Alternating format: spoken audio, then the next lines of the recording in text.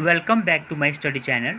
Friends, हमारा आज का टॉपिक बहुत ही इम्पॉर्टेंट टॉपिक है because today we are going to discuss top MCQs from the topic protozoa. Friends, this topic has been taken from the main topic diseases and their causes. Friends, if you are preparing for JKSSB panchayat account assistant job, then this topic is most important for your preparation. Friends, without wasting time, let's start. Question number 1 is animals that are routinely infected. Animals that are routinely infected with a protozoan or parasite are termed as. यहाँ पे बोला गया है animals that are routinely infected with a protozoan or parasite are termed as dash. यहाँ पे A option है आपका definite host, B is intermediate host, C is reservoir host and D is parasitic host. Guys, guess the answer. Question number 1. Animals that are routinely infected with a protozoan or parasite are termed as dash. यहाँ पे 4 options हैं। So question number 1 का जो right answer है that is, I hope आपने answer tick कर लिया होगा, option is a. Answer is option A, that is definite host. देखो, एनिमल्स दैट आर रूटीनली, यहाँ पे रूटीनली बोल दिया है अगर तो भाई डेफिनेट है, ठीक है। Animals that are routinely infected with a protozoan or parasite are termed as definite host.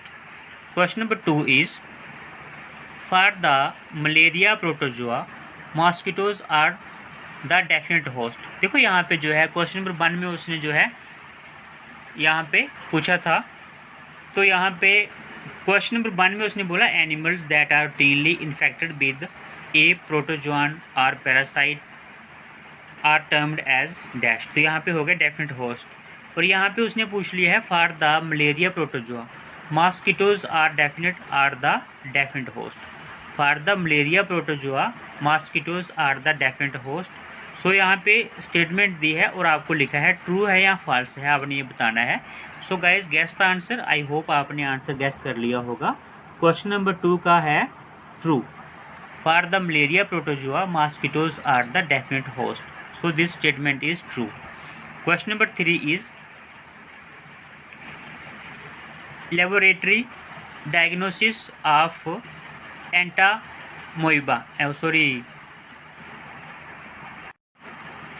laboratory diagnosis of entamoeba histolytica depends on identification in the dash. यहाँ पे पूछा गया है क्वेश्चन नंबर 3 में laboratory diagnosis of entamoeba histolytica depends on identification in the dash. यहाँ पे A है blood, B है यूरिन, सी है सैलिबा एंड डी है stool. Guys, guess the answer. Here the right answer is laboratory diagnosis of Entamoeba histolytica depends on identification in the dash. So यहाँ पे बोला गया है कि जो लेबोरेटरी डायग्नोसिस ऑफ एंटामोबा है हिस्टोलिटिका जो है वो डिपेंड करता है on identification in the dash. किस आइडेंटिफिकेशन पे? ब्लड की आइडेंटिफिकेशन पे, या यूरिन की, या सैलिबा की, या फिर स्टूल की। सो guys, here the right answer is, question number 3 का जो राइट आंसर है दैट इज आपका option D. Option D is the right answer, that is stool, ठीक है। This is the right answer. Question number 4 is African sleeping sickness is caused by which of the following protozoa. African sleeping sickness is caused by which of the following protozoa? Question number 4. Here A is entamoeba histolytica.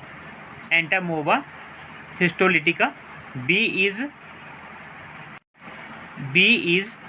Trypanosomum beans. C is Leishmaniado novani. And D is Plasmodium vivax. So guys, guess the answer. African sleeping sickness is caused by which of the following protozoa? I hope आपने answer tick कर लिया होगा। Question number 4, here the right answer is option B, that is Trypanosomum venus. This is the right answer. Next question is question number 5. Most commonly Plasmodium ovale and Plasmodium malariae causes malaria in humans. Most commonly Plasmodium ovale and Plasmodium malariae causes malaria in human. ये true है या के false है, ये पूछा गया है. So guys question number 5, here the right answer is option B, that is false. Most commonly Plasmodium ovale and Plasmodium malariae causes malaria in humans. This is false. Question number 6, that is after how many days of infection by mosquitoes do the symptoms for malaria occur.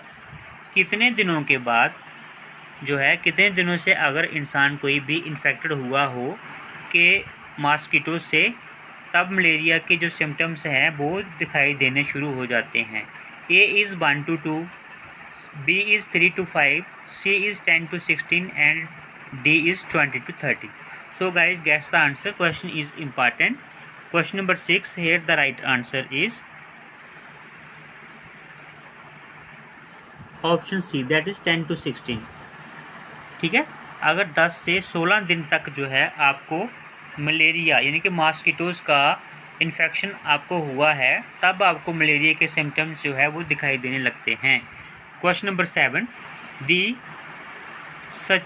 Sachi Jones enter which body part. देखो ये क्वेश्चन repeated है friends, बहुत ही important question है. The schizonts enter which body part. Here the right answer is A is blood stream, B is spleen, C is mouth, D is liver. Guys, guess the answer. Question number 7. Here the right answer is option D, that is liver. जो सची Jones है वो inter करता है liver से. Next question is how much time does it take for rupture of infected erythrocytes with P vivax. How much time does it take for rupture of infected erythrocytes with P vivax? A is 24 hours, B is 48 hours, C is 72 hours and D is 96 hours. Guys, guess the answer. Question number 8. Here the right answer is option B, that is 48 hours.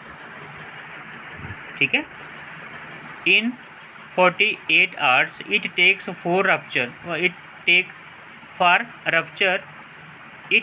48 hours for rupture of infected erythrocytes with P vivax. So 48 hours is the right answer. Next question is question number 9. Which disease is pundia? Which the disease is pundia is caused by which of the following protozoa? जो इस पुंडिया disease है वो किस protozoa की वजह से होता है. So here A is Leishmania braziliensis. A is Leishmania braziliensis. B is Leishmania donovani. C is Leishmania tropica and D is यहाँ पे जो Phlebotomus sp. So guys, guess the answer. The disease S. pundia is caused by which of the following protozoa? ये जो 4 प्रोटोजोआस के नाम दे रखे हैं, इनमें से किसकी वजह से होता है जो डिजीज़ एस पुंडिया है. Here the right answer is question number 9. इसका राइट आंसर है option A, that is Leishmania braziliensis. This is the right answer, option A. Next question is question number 10. Leishmania organism are transmitted to human body by dash. Leishmania organism are transmitted to human body by dash. Here A is sandflies, B is tsetse flies, C is mosquitoes, D is bugs. Guys, guess the answer. Leishmania organism are transmitted to human body by question number 10. Here the right answer is sandflies. Leishmania organisms are transmitted to human body by sandflies. Option A is the right answer. Question number 11 is What is the incubation period for Kala-Jar disease? Most important question, repeated many times, friends. What is the incubation period for Kala-Jar disease? Here A is 24 hours, B is 1 month, C is 2 to 4 hours and D is 7 hours. Question number 11. Here the right answer is, I hope आपने answer tick कर लिया होगा, 2 to 4 months. The incubation period for Kala-Jar disease is 2 to 4 months. Option C is the right answer. Next question is question number 12. African sleeping sickness is caused by dash.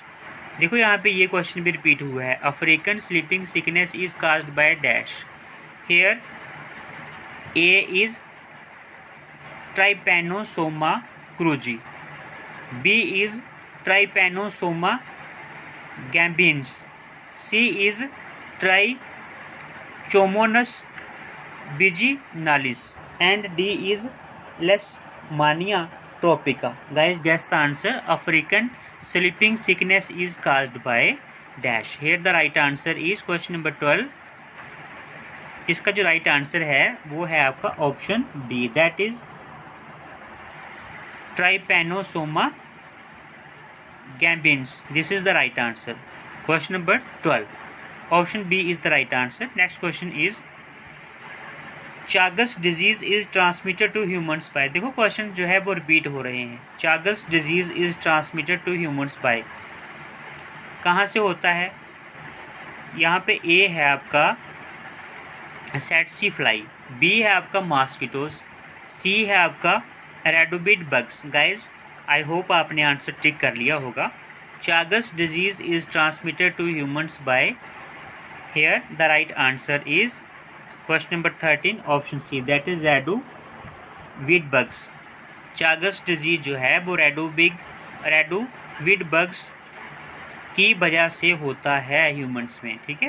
Question number 14 is where is the protozoa present during the acute stage of Chagas disease. Where is the protozoa present during the acute stage of Chagas disease. A is blood, B is spleen, C is liver. Most important question guys. Question number 14, I hope आपने answer tick कर लिया होगा. Here the answer is blood. Where is the protozoa present during the acute stage of Chagas disease. जो Chagas disease है उसकी जब acute stages होती है, सबसे खतरनाक स्टेज, तब जो है प्रोटोजोआ कहाँ पे प्रेजेंट होता है? Here answer is blood. Option A is the right answer. Next question is question number 15. यहाँ पे क्वेश्चन नंबर 15 है आपका nystatin. Nystatin is effective in curing. जो निस्तातिन है वो इफेक्टिव है क्यूर करने में dash. Here A is deep mycosis, B is dermatophyte infections, C is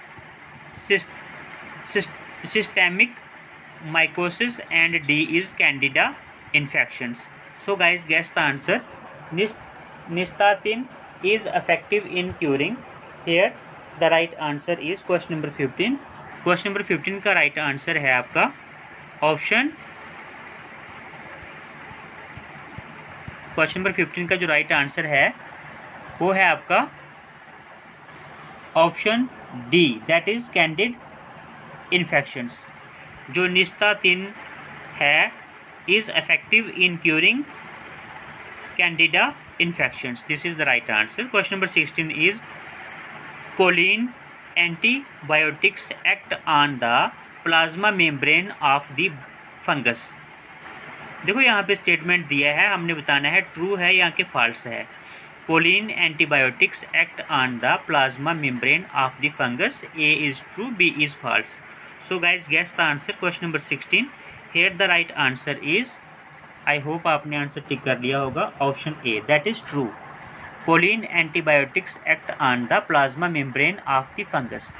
Option, this statement is correct, so option A is the right answer, that is true. Question number 17. 5-fluorocytosine is which type of antibiotic. यहाँ पे पूछा गया है जो 5-fluorocytosine है वो which type of antibiotic. So A is choline, B is pyrimidine, anti-metabolites, and C is imidazole, D is antibacterial. So guys, guess the answer. 5-fluorocytosine is which type of antibiotic? Here the right answer is question number 17, जहाँ पे जो right answer है वो है आपका option B, that is pyrimidine anti-metabolites. This is the right answer. Option B is the right answer, this one. ठीक है, ये वाला ऑप्शन बी जो है ये वाला है. So the right answer is option B, ये वाला. ठीक है. Next question is question number 18. Which of the following antibiotics causes inhibition of ergosterol biosynthesis? Which of the following antibiotics causes inhibition of ergosterol biosynthesis? So here options are amphotericin B, B is 5-fluorocytosine, C is ketoconazole, D is miconazole. So guys, guess the answer. Question number 18. Here the right answer is, I hope आपने answer tick कर लिया होगा. Question number 18 का जो right answer है that is option C, ketoconazole. ये question भी repeated है guys. Which of the following antibiotics causes inhibition of ergosterol biosynthesis? So answer is ketoconazole. Option C is the right answer. 18 का जो है option C is the right answer. Next question is question number 19. यहाँ पे जो question number 19 है वो है miconazole is active against which of the following fungal infections? Miconazole जो है is active against which of the following fungal infections? So guys here 4 option. A option is coccidioidomycosis. ठीक है, जो ए है कोकीडायोडोमिकोसिस. B is cryptococcosis. ठीक है, जो B है cryptococcosis. C is moniliasis and D is SPORT sporotrichosis. यहाँ पे जो है sporotrichosis. This is option D. So guys guess the answer. I hope आपने आंसर टिक कर लिया होगा. Question number 19. Here the right answer is option A, that is coccidioidomycosis. This is the right answer. Coccidioidomycosis, this is the right answer. Miconazole is active against which of the following fungal infections? So coccidioidomycosis is the right answer. इस जो है कोकीडायोडोमिकोसिस जो fungal infection है इसके against जो है बहुत active होता है miconazole. So option A is the right answer. Next question is question number 20. The antibiotic griseofulvin. The antibiotic griseofulvin is active against deep mycosis. So A is true, B is false. यहाँ पे statement दिया है, हमने बताना है कि ये true है या कि false है. Question number 20. Here the antibiotic griseofulvin is active against deep mycosis. So this is option B is the right answer, that is false. ठीक है, ये फॉल्स है. क्वेश्चन नंबर 20 का फॉल्स है statement. The antibiotic griseofulvin is active against deep mycosis. So this is false. Question number 21 is which drug is used for treatment of leishmaniasis? Which drug is used for treatment of leishmaniasis? Here the right answer is, यहाँ पे A option दिया है आपका chloroquine phosphate. B दिया है आपका metronidazole. So C is suramin and D is sodium stibogluconate. Sodium stibogluconate. So Guys, guess the answer. Question number 21. Here the right answer is 21 का जो right answer है that is option D, sodium stibogluconate. This is the right answer. Question number 22 is which of the following animal like flagellates has a flagellum originating from the mid portions of the cell?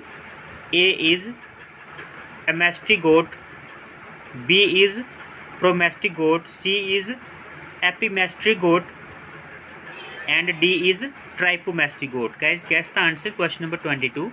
I hope आपने answer guess कर लिया होगा. Here the right answer is option C, that is epimastigote. This is the right answer.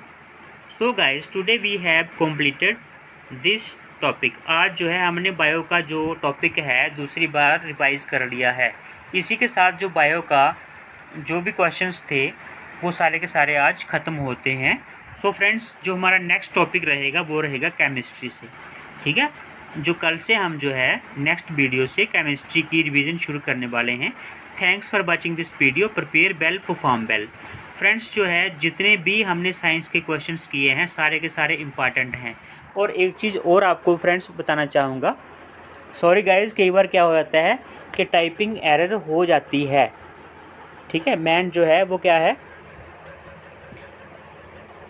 Man जो है. So guys, यहाँ पे to air is human. ठीक है, गलती जो है वो इंसान से होती है, but it is our duty to improve that mistake. ठीक है, उससे जो है ओवरकम करना जो है हमारा काम है. So friends, thanks for watching this video once again. अगर कभी कभार मुझसे भी कोई गलती हो जाए तो आप प्लीज़ मुझे कमेंट करके कमेंट बॉक्स में उस गलती को सुधारने का मौका दीजिएगा. नाराज़ नहीं होना है फ्रेंड्स. ठीक है, हमें जो है मिलकर साथ चलना है. So thanks once again. मिलते हैं नेक्स्ट वीडियो में. तब तक के लिए बाय बाय.